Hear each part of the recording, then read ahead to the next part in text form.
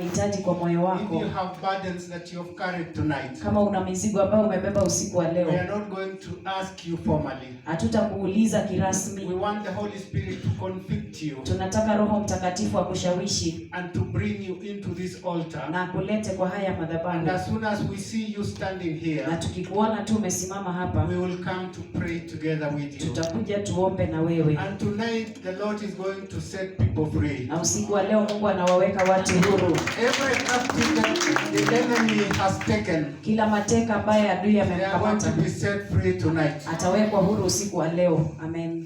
Tonight it's going to be your midnight.